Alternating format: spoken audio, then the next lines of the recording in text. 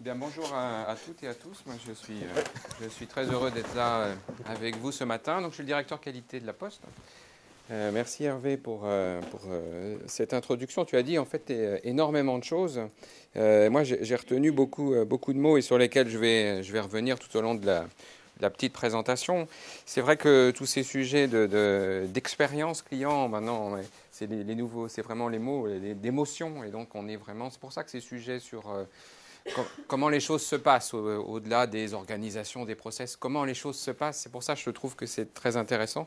Et je me disais en t'écoutant que c'est amusant de voir comment le mot usage est redevenu important aujourd'hui et surtout pas celui d'usager. Et donc comment on fait en fait pour arriver à trouver ce chemin. Il y a le mot relation aussi, moi, qui me semble dans l'univers du service un mot extraordinairement important. Quand on est dans le service, on est dans la relation. Et si on est dans la relation, c'est là où on dit effectivement on est dans l'émotion et on est dans les attitudes. L'esprit de service, c'est aussi un sujet beaucoup des attitudes de service. Et tout l'exercice qu'on essaye de faire à la Poste, c'est de dire, bien sûr, il y a des attitudes avec le client, mais pour avoir ces attitudes avec le client, il faut qu'on ait ces attitudes en interne. Et ces attitudes de service sont justement celles qui doivent permettre d'être en ouverture, en refus de fatalité. Et d'une certaine façon, quand on est en ouverture, on est en innovation. On va aller chercher à s'adapter en permanence. On est beaucoup dans l'ère du la co-création, le collaboratif, la coopération. Euh, pour moi, c'est vraiment pas que des mots. C'est-à-dire qu'en fait, à force de travailler ce sujet, de le construire en partie à la Poste, de voir ces termes-là, aujourd'hui, ils trouvent un vrai sens. Voilà. Et puis, en effet, c'est vraiment le contraire de la fatalité. Je pense que le sujet de la qualité ou de l'esprit de service, c'est une posture, en fait. C'est d'abord une posture, j'allais dire philosophique, c'est une posture de vie où on dit, ben oui, on peut améliorer les choses ensemble, et donc on y va. Hein. Alors évidemment, il faut qu'on ait des résultats. C'est ça qui est intéressant aussi dans le titre sur l'esprit de performance. C'est que si on n'a pas de résultats, assez vite, on dit, bon, ben c'est beau ce que tu dis, mais je ne le vois pas. Et donc, ce qui fait finalement aujourd'hui sens dans la présentation, c'est qu'effectivement, on a des clients qui sont vraiment très contents de ce qu'on a fait dans les bureaux. Et donc, je peux dire que c'est la preuve, c'est un résultat qui veut dire que cette motivation, cette mobilisation générale a permis des vrais résultats qui ne sont pas dans ce que moi j'ai dans ma tête, mais dans des sourires clients. Et moi, j'aime bien, plutôt que directeur qualité, la façon dont j'ai attrapé mon travail, c'était vraiment de dire, moi, je suis responsable des sourires clients, parce que c'est là où tout démarre. Et si je veux faire un sourire client, je dois faire de la qualité. Je dois faire de la relation client, mais je dois faire de la relation client multicanal, parce que c'est le client qui choisit. Et si je veux faire du sourire client, je dois faire du sourire collaborateur. Et donc, esprit de service, c'est forcément vers l'extérieur, mais c'est aussi beaucoup en interne. Donc ça, c'est des sujets qui sont compliqués. Moi, ce que je vous présente, ce n'est pas quelque chose de facile ou quelque chose qui est fini ou quelque chose qui est réussi partout. Moi, je suis tout à fait conscient que quand on travaille tous les jours avec tous les Français, il y a forcément à chaque fois, quelque part, un endroit où ça se passe un peu moins bien. Mais tout l'enjeu, c'est d'arriver à montrer que globalement et en tendance, ça s'améliore et que quand ça ne va pas, il faut aller regarder pourquoi ça ne va pas. Alors, juste un mot pour vous dire ce qu'est la Poste. Alors, Hervé l'a dit. C'est effectivement, beaucoup de volume. Ce sont des milliards de lettres, des millions de colis. C'est 2 millions de Français qui rentrent tous les jours dans les bureaux. Et c'est 10 millions de clients qui sont à la banque postale aujourd'hui.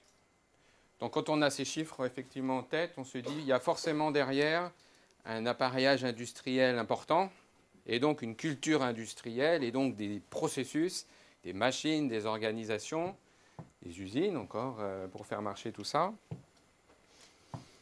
Il y a, par l'histoire de la Poste, service public, administration, une culture, une façon de faire les choses. Donc ça, c'est le deuxième point évidemment important.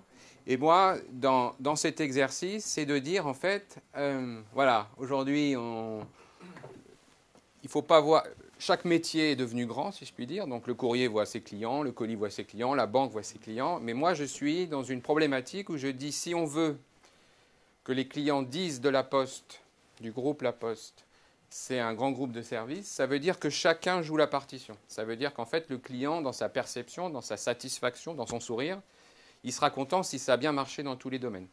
Et donc, il peut être très content de son bureau et pas content de son livreur de colis. Ça veut dire qu'en perception globale, par rapport à La Poste, il ne sera pas en satisfaction totale. Et donc, tout l'exercice, c'est précisément de dire, si on veut être perçu comme un grand groupe de services, ça veut dire que voilà, on prend le client dans sa globalité et on sait que chacun doit jouer la partition. Alors en plus, on est désormais 100% en concurrence et on est une société anonyme à capitaux publics puisque l'État et la Caisse des dépôts sont nos actionnaire. Voilà. Et le président Bailly avait souhaité qu'on ait aussi les postiers, mais pour le moment, ça n'a pas pu se faire. Ça pourra se faire peut-être plus tard. Voilà.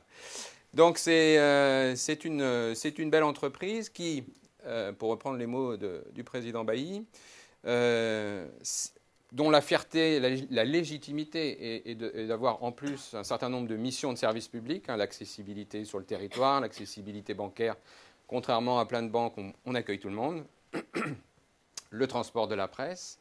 Bon, bah, pour tenir ces missions de service public, compte tenu du contexte budgétaire, etc., ça ne sera bien fait que si l'entreprise va bien. Et donc il faut travailler, travailler pour que l'entreprise se porte bien. Et c'est la seule condition de pouvoir continuer à porter les missions de service public. Et puis deuxièmement, on a un modèle social, effectivement, auquel on tient, qui est plutôt sociétal, qui est plutôt sur la durée, qui consiste à dire on fait la poste de demain avec les postiers d'aujourd'hui. Ça veut dire qu'on recrute quelques compétences, on ne vire personne. Par contre, comme il faut s'adapter en permanence à l'évolution, ça veut dire qu'il faut que les personnes qui sont dans la poste puissent retrouver en permanence un emploi, une compétence. Et donc, c'est tout ce sujet de la formation qui, alors pour le coup, n'est pas du tout évident. Ce n'est pas évident de changer de fonction, mais je dirai un mot tout à l'heure. Vous avez aujourd'hui, sur les plateaux téléphoniques du service consommateur du groupe La Poste, des postiers qui étaient avant dans des centres de tri ou facteurs ou dans des bureaux de poste. Voilà. Et en plus, pour les raisons d'aménagement du territoire, ce sont des plateaux téléphoniques qui sont à Mâcon, à Gap, à Briançon, dans plein de jolis endroits où il y a souvent plus que nous, etc. Bon. Et donc, ça fait partie du modèle, mais sauf que pour tenir un modèle comme ça, il faut continuer à avancer. Or, sur l'ensemble des marchés et sur l'ensemble des métiers qui sont là, on va dire le moteur principal historique de l'avion, ce qui faisait aussi autrefois dans tes matrices la vache à lait, aujourd'hui se porte évidemment beaucoup moins bien, le courrier, pour des raisons d'usage, justement. Et donc tout l'enjeu pour la Poste, c'est de réinventer l'utilisation de l'information, la matérialisation, la dématérialisation, l'archivage, d'aller sur tous ces sujets de l'innovation pour essayer de compenser le fait que, de moins en moins, on utilise, par exemple, pour les relevés de compte, les feuilles de santé, etc. Tous ces usages autrefois n'existent plus. Et donc, à chaque fois, ce sont évidemment des millions d'euros qui disparaissent. Et donc, il faut réinventer cet exercice. Voilà. Et donc, un sujet sur lequel, qui n'est pas tout à fait dans l'exercice, donc je le dis juste maintenant, c'est-à-dire que justement, quand je dis ça, ça veut dire qu'y compris pour les acteurs qui sont dans l'entreprise, il faut les aider. C'est-à-dire que pour un facteur, aujourd'hui, voilà, il est, de par des missions de service public, il passe 6 jours sur 7 partout. Bon, il a moins de papier à distribuer. Qu'est-ce qu'on peut lui faire d'autre? Et donc, c'est cet exercice d'innovation de se dire, tiens, finalement, soit on est dans une fatalité, oh là là, c'est terrible, soit on se dit, finalement, on a la chance d'avoir quelqu'un qui vient tous les jours chez tous les Français en qui on a confiance. Est-ce qu'on ne pourrait pas faire les choses qu'est-ce qu'on pourrait faire? Donc l'idée est de dire, est-ce qu'on le dote de tablettes, de smartphones, etc., pour qu'il ne soit plus simplement un distributeur, mais pour qu'il soit un capteur d'information, un capteur de besoins. Toute l'idée, c'est de faire en sorte, quand on a des grosses organisations comme ça, qui ont été pensées depuis toujours du haut vers le bas en disant le guichet, c'est le bout du tuyau, c'est de dire, non, en fait, c'est le premier capteur d'information. C'est celui qui est en contact avec les Français tous les jours. C'est lui qui sait les choses. Dans les bureaux sur lesquels moi j'ai travaillé là, pendant 4 ans pour les changer, c'est des bureaux où vous avez entre 800, 1500, 2000 personnes par jour qui rentrent. Donc c'est forcément 2000 personnes ou 1500 personnes qui viennent avec des attentes très différentes, des besoins différents, un temps ou pas du tout de temps, et donc il faut arriver à faire en sorte que tout ça fonctionne. Alors, comme dans toute, je vais dire, dans toute aventure dans la vie, c'est mieux de savoir à peu près où on va. Donc nous, on a la chance d'avoir un objectif stratégique qui est fixé par le président, qui consiste à dire, eh bien, on veut être un grand groupe de services de proximité, multimétier, multicanal, et que ça, donc, ça va reposer sur un travail sur la relation de service, sur l'excellence de service, sur la confiance. Alors, nous, la façon dont on a traduit cet objectif stratégique, ça a été de dire, bon, c'est bien de vouloir être un grand groupe de services, mais moi, ce qui compte, c'est que les personnes qui vont dire si je suis ou pas un grand groupe de services me disent qu'est-ce que ça veut dire. Alors, on a demandé, on est dans le co-créatif, dans le collaboratif, on a demandé effectivement autour de nous, aux clients, etc., qu'est-ce que ça veut dire pour vous que si on était, nous, un grand groupe de services. Et donc, du coup, ça permet d'aller sur des choses un peu plus précises, de dire, ben voilà, vous seriez un grand groupe de services si vous étiez proche, accessible, si la relation avec vous, elle était facile, si évidemment vous êtes efficace, si vous êtes fiable, si j'ai confiance, voilà. Un certain nombre de choses qui, moi, me permettent ensuite de dire, eh bien alors, qu'est-ce que ça veut dire concrètement sur un processus avec les gens du courrier? Qu'est-ce que ça veut dire que d'être facile ou simple? Et donc, ça me permet de dire, parmi les grands sujets, un des grands sujets sur lesquels on a encore des progrès à faire, c'est tout ce qui concerne la réexpédition. Ben, qu'est-ce qu'on peut faire pour améliorer cette chose-là? Parce que pour le moment, on nous dit, c'est pas complètement efficace, c'est pas complètement facile, c'est pas voilà. Et du coup, derrière les mots de grand groupe de services, confiance, ça nous permet nous d'aller identifier les enjeux de travail. Alors, le projet sur lequel on a travaillé, il a commencé en fait en 2008 avec 4 grands chantiers qui ont été validés par le comité exécutif de la Poste. C'est-à-dire qu'en fait, cette affaire, je pense, a vraiment pu aller aussi loin parce qu'il y a en effet un engagement, une volonté tout en haut de l'entreprise. Le sujet de la confiance. Donc travailler, qu'est-ce que ça veut dire la confiance? En fait, la confiance, c'est plutôt un résultat. On a confiance si on a des preuves. Et donc, il faut aller travailler ce sujet de la confiance. Et donc, nous, on a décidé d'aller travailler les engagements clients. Sur le sujet de la simplification de la relation client, on a décidé de travailler tout ce qui concerne la relation à distance, parallèlement à l'amélioration de la relation physique en bureau.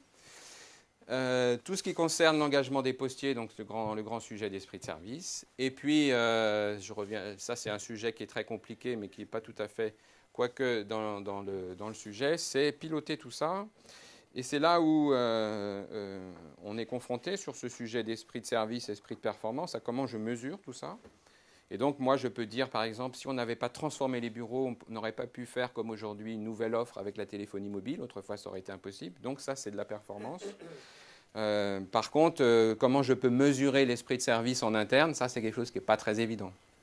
Comment je peux mesurer l'esprit de service entre les différentes équipes, entre l'informatique, entre les supports et les services? Comment je vais aller mesurer ça? Ce n'est pas un baromètre social, c'est autre chose, l'esprit de service. Donc, c'est comment je fais pour porter tout ça.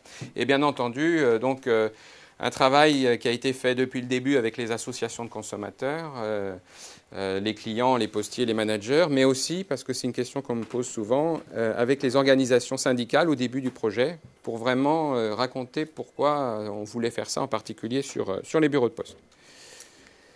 Alors, un des actes forts qu'on a pris quand on a dit on travaille la confiance, donc on travaille les engagements, ça a été de dire si je veux travailler la confiance, je dois travailler sur ce qui aujourd'hui détruit le plus la confiance des clients dans moi.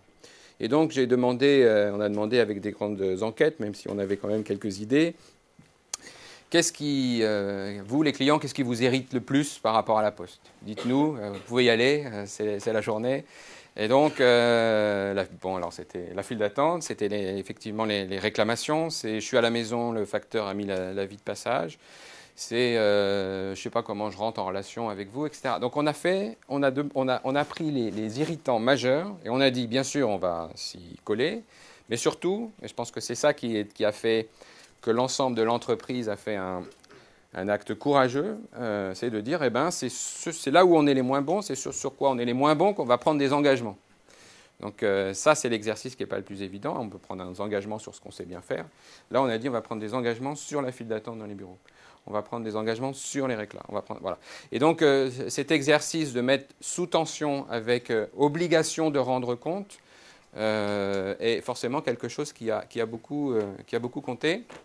C'est une démarche qui se poursuit puisque le courrier en 2011 a encore fait une grande consultation client sur qu'est-ce qu'il faut continuer à faire.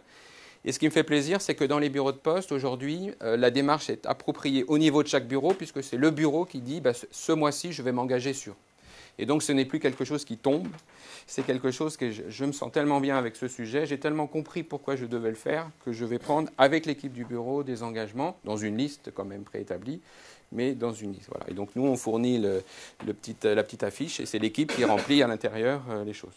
Tout l'enjeu, c'est de faire en sorte que ce soit facile et simple pour les équipes, en tout cas pour ce dont je me suis occupé, je peux en parler sur les bureaux de poste, c'est qu'en fait, pour l'équipe du bureau, elle est entièrement tournée vers le service au client.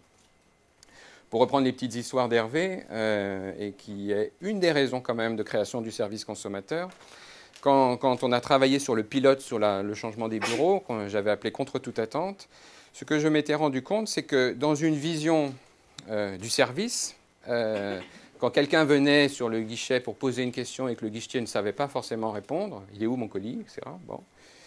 Quelquefois, souvent même, le guichetier disant je vais vous retrouver, et donc partez derrière à la recherche du dit colis.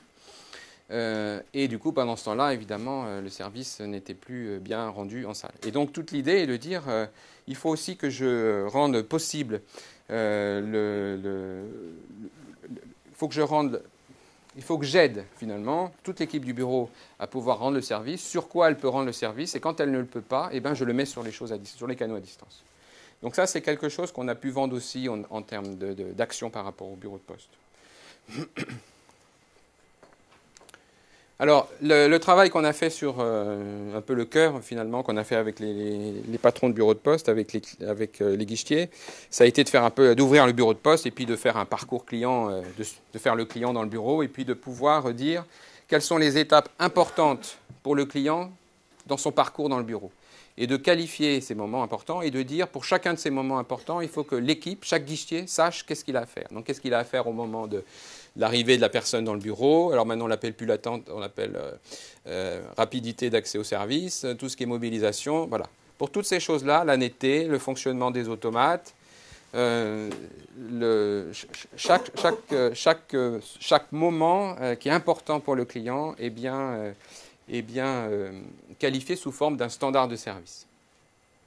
Et la deuxième chose qui est essentielle dans notre affaire, c'est de dire quand on a un objectif, il faut que je sache où j'en suis, moi, dans mon chemin par rapport à cet objectif. Et donc, on a mis en place différents dispositifs de mesure. C'est là où on retrouve l'idée de performance et de dire, voilà, il y a différentes façons de faire. En tout cas, nous, on a mis un grand nombre de visiteurs mystères 3 fois par mois dans les bureaux de poste, dans les 2000 bureaux de poste, les plus gros bureaux de poste. Et un visiteur qui passe et qui regarde par rapport à la liste des standards de service comment les choses se passent. Et donc, qui peut dire oui, j'ai attendu tant de temps, oui, le sourire était là, oui, le bureau est propre, oui, ou non d'ailleurs, les automates fonctionnent, etc. Et l'ensemble de ces résultats est mis en ligne sur l'intranet en interne, et donc tout le monde connaît la situation des bureaux. Alors, je dis toujours, même si ce n'est pas toujours facile à faire accepter, ce sujet de la mesure, c'est vraiment pas une mesure sanction, c'est une mesure accompagnement, c'est pour vous dire où vous en êtes sur le chemin, et quand ça va pas, et ben moi je suis là pour venir vous aider. Si on ne sait pas où vous êtes, on ne peut pas aider, vous non plus. Et donc, la meilleure façon aussi de pouvoir faire ce travail, il faut que vous sachiez où vous êtes sur le chemin. Et de la même façon qu'on a les engagements locaux, c'est aussi aujourd'hui un certain nombre de guichetiers dans l'équipe qui font les automesures. C'est-à-dire qu'eux-mêmes, ils disent, voilà, est-ce que le bureau est propre, est-ce que le bureau est automate, etc. Et l'ensemble de ces indicateurs qualité est mis dans un indice composite qui est suivi avec les progressions. On a voulu commencer plutôt bas pour être là aussi dans une démarche d'encouragement. Et donc, ça va venir quand même déterminer une partie de la part variable du patron du bureau de poste. Et donc, c'est aussi un enjeu pour lui. Alors voilà un nouveau bureau, comme vous les voyez aujourd'hui. Ce que je trouve amusant aussi dans ce que tu disais tout à l'heure, Hervé, c'est le changement de vocabulaire. Nous, on appelait ça autrefois la salle du public. Aujourd'hui, c'est l'espace conseil. C'est cette posture où je suis assis derrière, j'attends et je donne si j'ai envie. Ah, je vais vers, je vous demande qu'est-ce que je peux faire pour vous. Et donc, la révolution, elle est dans cet acte-là, en fait. Sachant que ce n'est pas du tout évident. Des bureaux où vous avez 1000 personnes par jour qui rentrent, ça veut dire que les personnes, elles sont pendant toute la journée. Il y a 1000 personnes qui viennent sur la... Ce n'est pas le même exercice non plus. Et une des raisons, je crois, de l'acceptation, finalement, des équipes de ce changement, c'est que on s'est clairement situé dans un gagnant-gagnant, c'est-à-dire que les équipes étaient en souffrance, on va dire, par rapport à la situation, hein, les incivilités, on ne peut pas être très fier de sa journée quand effectivement ça s'est mal passé. Une guichetière qui me disait « je vous en ai beaucoup voulu quand vous nous avez demandé de ne plus fermer les bureaux à midi mais à 13 heures ». Parce que bon, ça m'a changé un peu ma vie, mais maintenant je rentre chez moi sans mes palpitations, parce qu'à midi je devais fermer en gros la porte sur les clients, à 13 heures ça va mieux. Bon, c'est plein de choses comme ça, où finalement il y a ce retour gagnant-gagnant, où parce que ça se passe mieux, voilà, je suis revalorisé, je retrouve du sens dans ce que j'ai à faire, je retrouve du plaisir d'une certaine façon. Il n'y a qu'à voir la façon dont certaines équipes s'occupent du bureau maintenant, un petit peu comme si c'est leur magasin, pour que ça soit bien fait. Et une chose qui, moi, m'a beaucoup frappé, c'est probablement l'idée que l'organisation précédente, il y avait cette idée de fatalité, c'est-à-dire, en fait, ils ont déjà essayé plein de choses, ça n'a pas marché. Bon. Et puis surtout, le service public, c'est l'égalité. Et l'égalité, c'est tout le monde pareil. Et tout le monde pareil, ça veut dire que quand quelqu'un rentre, eh ben, il prend sa place dans la file. C'est ça. C'est le service public. C'est pas assez bon, mais c'est comme ça.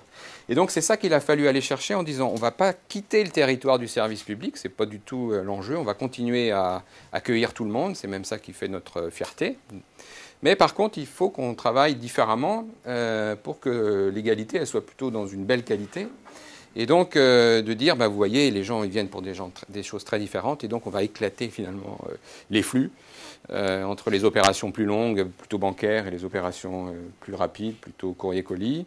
Et puis, il faut que quelqu'un, au début, il n'y avait qu'une seule personne qui jouait un peu ce rôle de chef d'orchestre, puis après, vous êtes l'ensemble des personnes dont le bureau doit être en posture d'accueil. Et donc, dès que vous voyez que quelqu'un arrive, que ça se scotche, il faut y aller. Voilà. Alors ça, c'est les résultats de temps moyen. Quand on a commencé en 2008 en moyenne, dans les 1000 plus gros bureaux de France, sur un scénario, je viens chercher mon colis. Donc c'est qu'un temps moyen, mais ça voulait dire quand même qu'il y avait des endroits où on était à 25 minutes. Où aujourd'hui, quasiment à tout coup, sur les scénarios des visiteurs mystères, on est en dessous des 2 minutes. Et ça, c'est le nombre de clients qui bénéficient du standard, c'est-à-dire dans les 5 minutes. Donc aujourd'hui, alors ça montre qu'il y a encore des endroits où il faut aller chercher, hein, des endroits plus difficiles. Le moment du versement des prestations sociales, pour nous, c'est le 5 du mois. C'est ce qu'on disait sur... ça ne dépend pas de la Poste, mais il se trouve qu'il n'y a plus que nous où les personnes peuvent venir chercher leurs prestations sociales. Et on ne fait rien pour nous aider, puisque c'est forcément le 5 du mois pour tout le monde. Hein. Donc voilà, c'est l'égalité, c'est le 5. Voilà. Donc du coup, nous, après, il faut gérer cette journée qui est toujours un petit peu compliquée. Et ça, c'est en termes de performance, c'est finalement... la conséquence sur la perception et sur la satisfaction. Hein, on est sur des scores qui sont vraiment très très bons de satisfaction en sortie de bureau. Alors ça, c'est des chiffres qui évidemment font plaisir, mais c'est surtout des chiffres qui sont beaucoup passés en interne, justement pour donner la motivation à continuer à avancer. Vous voyez, tous ces efforts qu'on a fait ensemble, ça paye. Alors, un petit mot, parce que je vois que le temps passe, hein, à peu près une demi-heure, tu disais, hein, donc il faut que je me dépêche.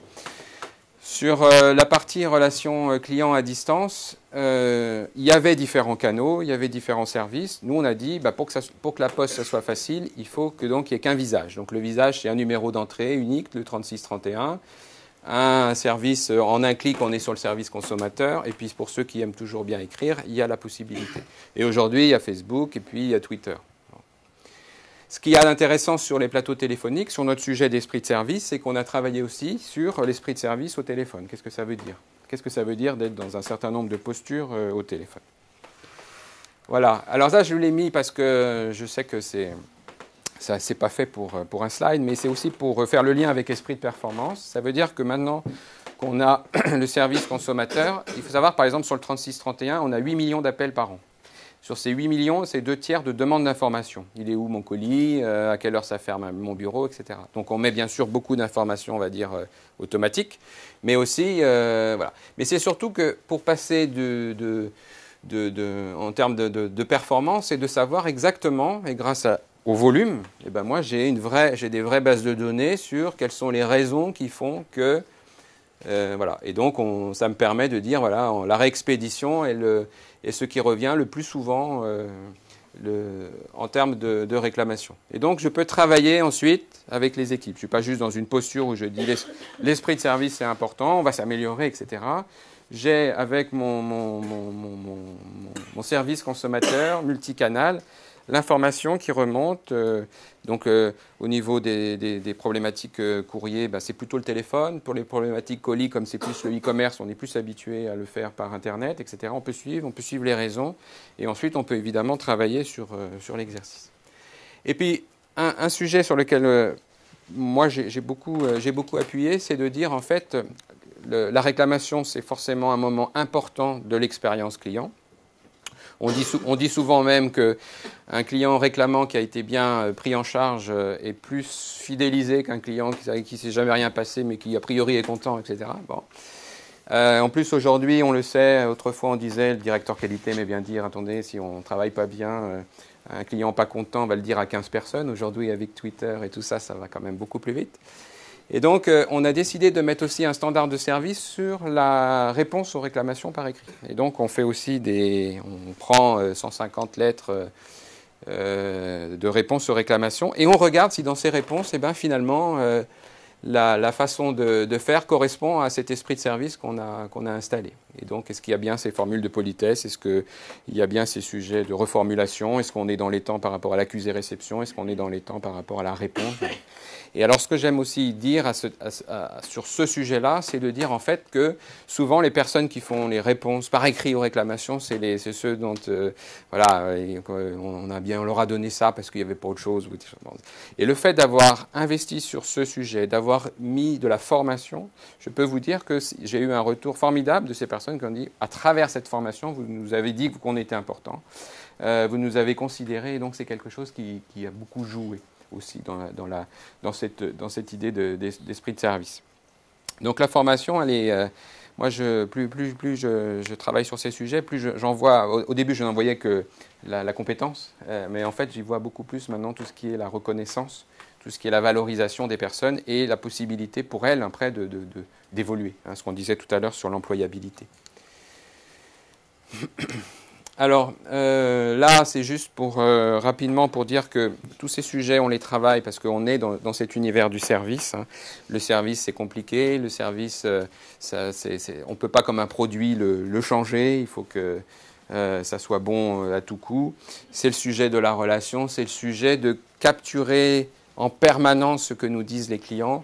Et donc, on essaye de travailler dans le cadre du sur comment créer justement par exemple des communautés avec les personnes qui sont venues sur le service consommateur, et donc de travailler aussi sur tout ce qui concerne, ça c'est tout nouveau, on a mis des tablettes en sortie de bureau pour que les clients disent tout de suite est-ce que je suis content, pas content, qu'est-ce qui m'a pas plu, voilà. Et donc on regarde si ça fait, parce que ça renvoie immédiatement évidemment sur l'équipe des jugements. Il n'y a pas de modérateur dans l'affaire, voilà. Mais c'est cette idée de dire il faut qu'au plus près de là où ça se passe, l'équipe soit, voilà, elle a évidemment son ressenti sur les choses, Mais si on peut dire au client, ben, voyez, à travers ces tablettes, ben, vous pouvez donner votre satisfaction ou pas et nous dire ce qui va. Et puis pareil en interne, on travaille beaucoup sur tout ce qui concerne l'innovation participative en particulier, en disant en gros c'est un bon thermomètre d'une ambiance dans un service quand les équipes ont envie de participer à l'amélioration. Voilà.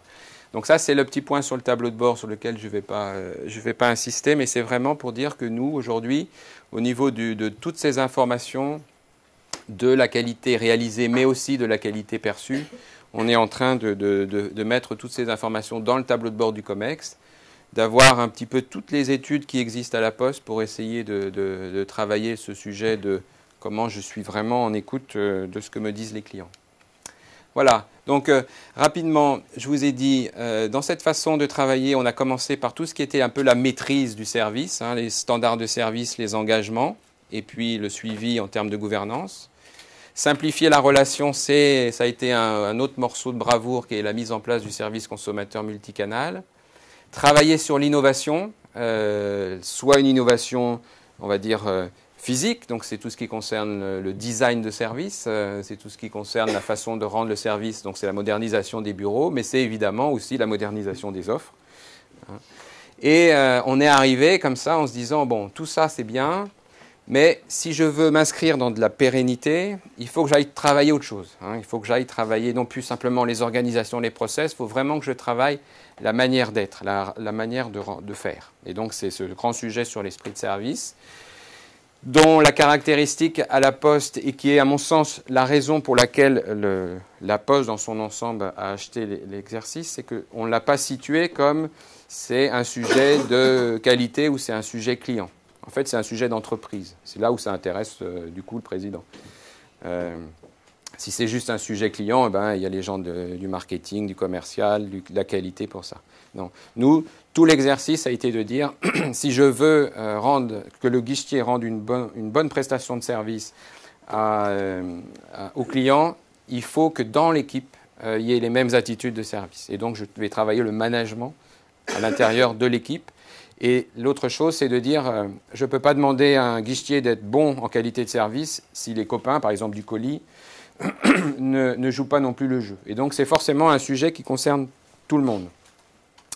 La qualité de service rendu, c'est la somme de l'action de tous les maillons de la chaîne du service. Et s'il y en a dans la chaîne qui ne sont pas bons, c'est forcément ceux-là qui vont faire. Voilà. Et donc, le sujet du service, ça veut dire que c'est tout le temps, mais c'est tout le monde. Et donc, c'est forcément un travail sur les attitudes de service avec les clients, dans les équipes et avec les autres services, l'informatique, l'approvisionnement, tout ce qu'on voudra. Et on a fait avec les postiers les attitudes qui leur semblaient les plus pertinentes par rapport, qui leur faisaient sens par rapport à leur valeur. Hein. C'est un sujet qui est intéressant aussi parce qu'on va essayer de faire une adéquation entre des valeurs de l'entreprise, une manière d'être dans l'entreprise et puis ce qu'attendent les clients. Donc on a demandé aussi aux clients qu'est-ce que vous attendez comme attitude par rapport aux postiers. Donc il y a celles que les postiers font bien mais qui ne sont pas importantes pour les clients, il y a celles qui font bien qui sont importantes et celles qui ne font pas bien mais qui ne sont pas importantes, celles qui ne font pas bien qui sont importantes. Alors là, du coup, évidemment, il faut aller regarder de façon plus précise les choses. Donc on a en termes d'accompagnement du changement, on a des moments importants, hein, c'est ce qu'on appelle chez nous les caliades, tous ceux qui sont en esprit de service sont des caliateurs du coup, et tout l'enjeu c'est de faire en sorte qu'on ait beaucoup de benchmarks, qu'on regarde tout le temps autour de nous la façon dont les autres grandes entreprises travaillent.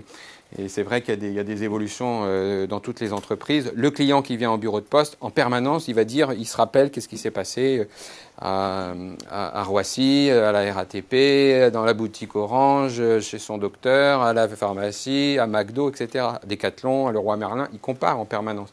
Donc nous, on est sans arrêt, on doit se situer en termes d'exigence service par rapport à cet univers qui change toujours. Alors par rapport à la RATP, c'est vrai que moi il y a une chose dans l'exercice qu'ils ont fait qui m'a particulièrement intéressé, c'est ce qu'ils ont fait autour de la bus attitude, qui consiste à dire en fait la qualité du service, c'est le fruit d'une collaboration, d'une co-création avec les clients. Et si quelqu'un dans le bus ne joue pas le jeu, c'est l'ensemble des clients du bus qui va avoir une mauvaise qualité de service. Parce que comme il n'a pas validé son ticket, voilà, le bus peut prendre du retard, etc. Et donc c'est cette idée de dire, quand on est dans le monde du service, le client n'est pas juste là, roi, exigeant, et que tout le monde doit être à son écoute, mais il est un acteur de la production du service. Ça, je trouve ça essentiel par rapport à l'exercice qu'on fait ensemble, c'est de dire, voilà, vous êtes un acteur de la création du service, il faut que vous jouiez aussi votre rôle. Et par rapport au bureau de poste, l'exercice, c'est par exemple de dire, eh bien, si vous avez 10 € à aller chercher, au lieu d'aller sur le guichet, allez sur l'automate. C'est votre façon à vous de améliorer la qualité de service qui est rendue à tout le monde. Aujourd'hui, c'est vous qui faites cet acte. Demain, quelqu'un en le faisant vous permettra d'aller plus vite pour aller chercher le recommandé. Et donc, le fait de dire, on est dans une communauté de services, c'est aussi quelque chose qui me semble assez essentiel. Alors, on fait beaucoup aussi de retours sur ce qui se fait à l'extérieur pour encourager les équipes à continuer la marche en avant. On a eu, ce qui nous a fait évidemment extraordinairement plaisir, le 6 juin, la première place sur le podium de la relation client Bearing Point Sofres. Donc, c'est 4000 clients pris au hasard qui ont dit, qui ont noté en fait les grandes entreprises de services et on a gagné. Donc ça, évidemment, ça fait plaisir au directeur qualité, mais c'est surtout que ça me permet de dire, voyez, tout ce qu'on fait, ça paye et donc il faut qu'on continue. Il ne faut surtout pas relâcher l'effort. Et puis simplement dire un petit peu aujourd'hui sur la façon sur lesquelles on va travailler en fait dans les prochaines années. C'est autour de 3 mots qu'on a vraiment fait tourner avec les équipes. C'est les mots de simplification, de personnalisation et de considération. Alors ces mots sont vraiment importants pour nous parce qu'en fait, derrière l'idée qu'est-ce que ça veut dire être un grand groupe de services? Ça veut dire être sur différents types d'excellence, différents types d'exigences, je dirais presque plus que d'excellence. Et par rapport à l'opérationnel, c'est justement tout ce sujet de facilitez-nous la vie et donc que vos process soient simples à comprendre, etc. Et donc ce sujet de je dois aller regarder quelles sont les choses qui aujourd'hui vous font dire que je suis encore compliqué. Sur tout ce qui concerne le relationnel, c'est en particulier avec le client, c'est de dire quand on est une entreprise qui a tant de flux, eh ben nous, notre enjeu, c'est de dire il faut que ça se passe bien par rapport à cette gestion des flux, mais surtout, il faut qu'on investisse massivement la personnalisation, évidemment, de la relation, que ce soit physique, que ce soit à distance, quel que soit le canal. Et c'est donc d'aller chercher cette idée de je m'approche de l'attente de la personne. Donc le mot personnalisation est quelque chose qui est très important. Et par rapport en interne, c'est le mot de considération, de reconnaissance. Donc la Poste a fait un exercice nécessaire, mais courageux quand même, de ce qu'on appelait le grand dialogue, c'est-à-dire qu'en fait, pendant 3 mois, l'ensemble des managers a écouté les équipes pour voir un petit peu ce qu'il fallait, qui allait pas dans le mode de fonctionnement en interne.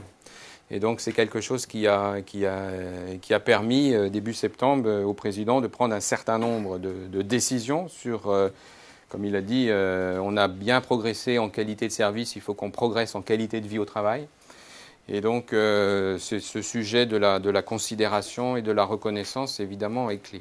Et par rapport au sujet d'esprit de service, pour moi, c'est aussi une belle opportunité qui consiste justement à dire, eh bien, c'est précisément parce qu'on est on a les bonnes attitudes de service entre nous, en interne, dans l'équipe, avec le chef ou avec les autres services, qu'on sera plus sûr d'avoir la qualité de service aux clients.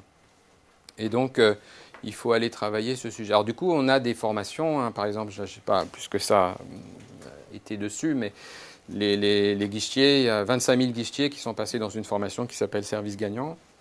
Moi, je pense, tous les cadres qui deviennent, qui ont une promotion à un moment donné, passent dans un cursus de formation. Ils ont 1 jour et demi sur les sujets du service. Et puis tous ces sujets sont évidemment de plus en plus, on va dire, portés par le discours managérial depuis tout en haut. Voilà, et donc en un mot, l'esprit de service, c'est des sourires clients et des sourires des postiers. Et donc c'est ça qui fait qu'il faut continuer, je crois, l'exercice. Merci beaucoup.